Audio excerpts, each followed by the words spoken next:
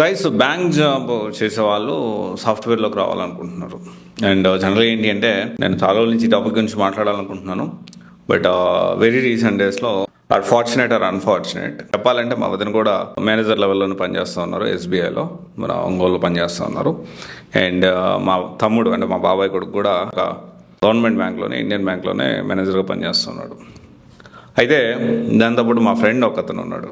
So అతను కూడా హైదరాబాద్లో ఉన్నాడు. హైదరాబాద్లో గవర్నమెంట్ బ్యాంక్లోనే మేనేజర్ పోస్ట్లోనే ఉన్నాడు. అండ్ వీళ్ళ ముగ్గురే కాదు, ఇట్లాంటి వాళ్ళు చాలామంది కౌన్సిలింగ్కి నాకు అటెండ్ అవ్వడం జరిగింది. అయితే అంటే వీళ్ళ ముగ్గురు అటెండ్ కాలేదు. వీళ్ళ ముగ్గురు జనరల్గా నేను ట్రస్ట్లోనే ఉంటాను ఎప్పుడు. వీళ్ళు తీసి పక్కన పెట్టేసేస్తే కొంతమంది బ్యాంక్ జాబ్ చేసేవాళ్ళు నా దగ్గరకు వచ్చేసేసి, సార్ ఇప్పుడు this is not working for me and yes డబ్బులు వస్తున్నాయి, ఎస్ డీసెంట్ శాలరీ వస్తుంది, and so they are giving some other benefits, house elements అని, ట్రావెల్ ఎలిమెంట్స్ అని, అండ్ ఇక రకరకాలుగా బెనిఫిట్స్ అయితే ప్రొవైడ్ చేస్తామన్నారు. బట్ ఇక్కడ టార్చర్గా ఉంది, మెంటల్లీ హెరాస్ చేస్తున్నట్టుంది, ఒక జైల్లో ఉన్నట్టుంది. కేవలం నేను ఒక పనిచేసే మిషన్ లాగా తయారయ్యాను. పర్సనల్ లైఫ్ లేదు, లేకపోతే లీవ్స్ అడిగితే లీవ్స్ ఇవ్వరు, అండ్ లేకపోతే టార్గెట్ బేస్డ్ ఉంటుంది, టార్చర్ పెడుతున్నారు. And I don't want to continue this. నేను ఇంకా కంటిన్యూ చేయలేను. దీంట్లో కంటిన్యూ చేస్తే కొంతమంది అయితే నాకు సూసైడల్ థాట్స్ వస్తున్నాయి. ఇంట్లో వాళ్ళేమో జాబ్ చెయ్యి లేకపోతే ఫ్యామిలీ గడవదని ఫోర్స్ఫుల్గా నన్ను ముందుకు తీసుకెళ్తా ఉన్నారు. బట్ నాకైతే సూసైడల్ థాట్స్ వస్తా ఉన్నాయి అని చెప్పి కొంతమంది నా దగ్గరికి కౌన్సిలింగ్కి అటెండ్ అయ్యారండి. అండ్ ఇది ఎప్పటి నుంచో కూడా మా ఫ్రెండ్స్తో కూడా నేను మాట్లాడుతూ ఉన్నాను. బట్ ఇది రీసెంట్గా ఒక మాట్లాడారు. అంతకుముందు కూడా ఇంతకంటే తీవ్రంగా వెరీ రీసెంట్గా మాట్లాడిన వాళ్ళు కొంచెం లిబరల్గా కొంచెం మెంటలీ డిస్టర్బ్ అవుతున్నారని అర్థమైంది. అండ్ ఎందుకంటే ముందు చాలా తీవ్రమైన పదజాలం అంటే సూసైడల్ థాట్స్ వస్తున్నాయి అని చెప్పి మాట్లాడడం జరిగింది. అండ్ తను వచ్చేసి హీఈస్ వర్కింగ్ అసిస్టెంట్ మేనేజర్గా వర్క్ చేస్తున్నాడు. సో ఒక మంచి గవర్నమెంట్ బ్యాంక్లోనే జాబ్ సెక్యూరిటీ ఉంది. అండ్ ఇక్కడ ఇంకొక స్టూడెంట్ కమెంట్ వెరీ రీసెంట్గానే బ్యాంక్ జాబ్ వచ్చింది, నేను జాయిన్ అవ్వాలా, 70K శాలరీ అన్నట్లు అంటున్నారు, నేను జాయిన్ అవ్వాలా, జాయిన్ అయితే ఫ్యూచర్ ఎలా ఉంటుంది, మీరు దీని గురించి మాట్లాడండి అని చెప్పడం జరిగింది. అండ్ నేను ఏమంటున్నానంటే ఇక్కడ బ్యాంక్ జాబ్ అంటే మనం అనుకున్నంత ఈజీ కాదు.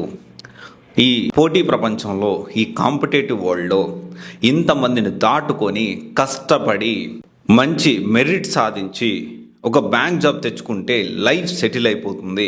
ఇంకా ఆ తర్వాత ఇక్కడ కష్టాలే ఉండవు. బ్యాంక్ జాబ్ వస్తే లైఫ్ చాలా అద్భుతంగా ఉంటుంది.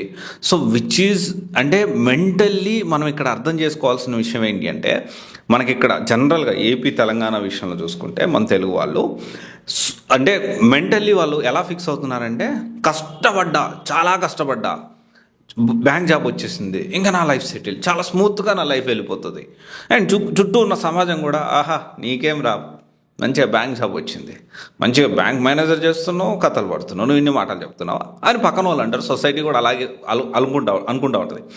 కానీ వాస్తవం రియాలిటీ ఏంటి అంటే, ఫస్ట్ ఆఫ్ ఆల్ మనం ఎక్స్పెక్టేషన్స్ అంటే ఈ బ్యాంక్ ప్రిపేర్ అయ్యేటప్పుడే wrong expectations, wrong way of thought ప్రాసెస్తో, ఫాల్స్ ఎమోషన్స్తో, లేకపోతే ఫాల్స్ హైప్తో అండ్ ఫాల్స్ హోప్స్తో, అంటే ఇవన్నీ కూడా ఏంటి అంటే ఏదో జరిగిపోతుంది అని అనుకుంటుంటారు. తర్వాత జాబ్లో జాయిన్ అయిన తర్వాత క్లరికల్ లెవెల్ వరకు జాబ్ ఓకే, కానీ వన్స్ క్లరికల్ లెవెల్ జాబ్ దాటిందంటే మార్నింగ్ 9 నుంచి ఈవినింగ్ 7, 8 ఆ బ్యాంక్ అయిపోయిన తర్వాత కూడా ఒక్కోసారి 10 ఆడిట్స్ జరిగితే 10, 11 మళ్ళీ టార్గెట్ బేస్డ్ ఇస్తారు. ఇన్ని అకౌంట్లు ఓపెన్ చేయాలంటారు. ఎస్ మేనేజర్ కూడా ఇన్ని లోన్స్ ఇవ్వాలంటారు, ఖచ్చితంగా ఇన్ని కరెంట్ అకౌంట్ ఓపెన్ చేయాలంటారు. అండ్ ఇవి తీసేసి పక్కన పెట్టేసేస్తే ఆడిట్లో మనకు ఎవరికైనా ఈ లోన్స్ ఇచ్చేటప్పుడు ఒక సంతకం పెడితే దాని నుంచి కూడా ఏమవుతుందా అని చెప్పి టెన్షన్ పడుతూ పర్సనల్ లైఫ్ ఉండదు, ఫ్యామిలీ లైఫ్ ఉండదు. అండ్ దారుణమైన విషయం ఏంటంటే, ఒకరు చనిపోయిన లీవ్స్ ఇవ్వని బ్యాంక్స్ కూడా ఉన్నాయి, government banks. This is a harsh reality. And వాళ్ళు వర్క్ చేస్తుంది కూడా మేనేజర్ లెవెల్లోనే.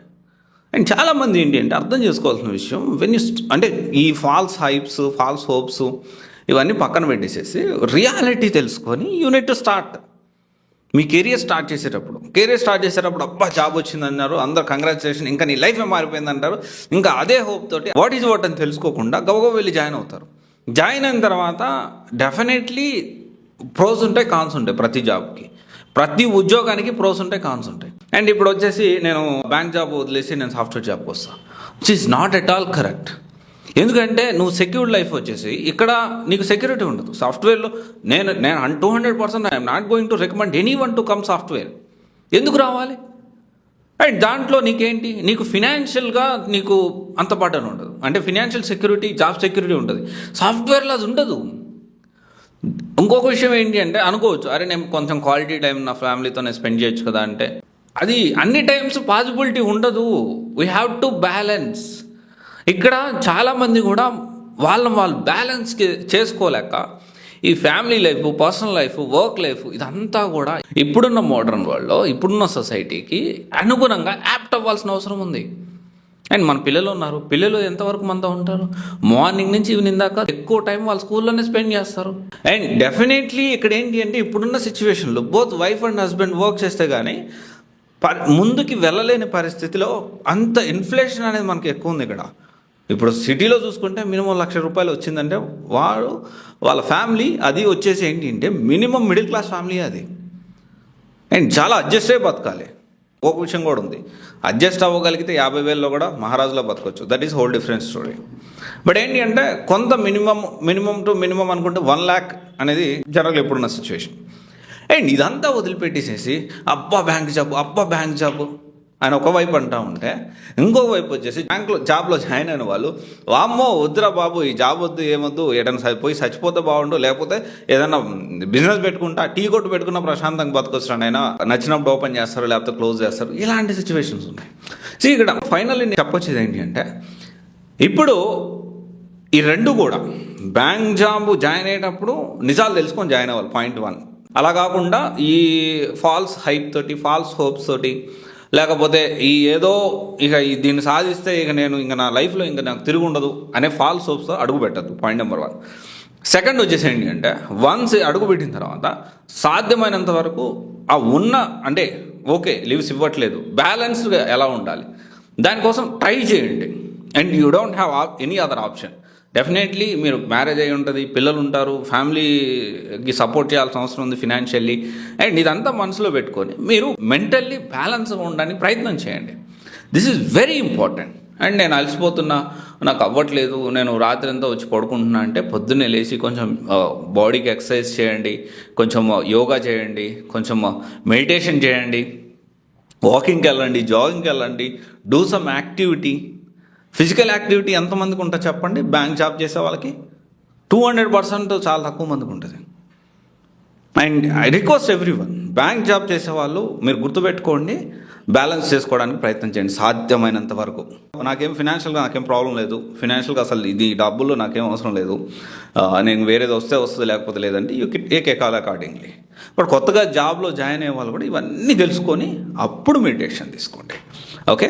అండ్ ఈ మొత్తం టైంలో బ్యాంక్ ఉద్యోగం చేసే వాళ్ళకి ఒక పాయింట్ ఏంటి అంటే ఫ్యామిలీ సపోర్ట్ అనేది, ఒకవేళ వైఫ్ బ్యాంక్ జాబ్ చేస్తుంటే హస్బెండ్ సపోర్టు, ఒకవేళ హస్బెండ్ జాబ్ చేస్తుంటే వైఫ్ సపోర్టు మెంటల్లీ చాలా అవసరం. మీరు ఎంత సపోర్ట్ ఇస్తే వాళ్ళంతా స్టాండర్డ్గా ఉంటారు, ఫినాన్షియల్గా మీ లైఫ్ అనేది అంత ముందుకు వెళ్తుంది. ఇది ఒకసారి ఆలోచించండి. Thank you. This is Raj signing off.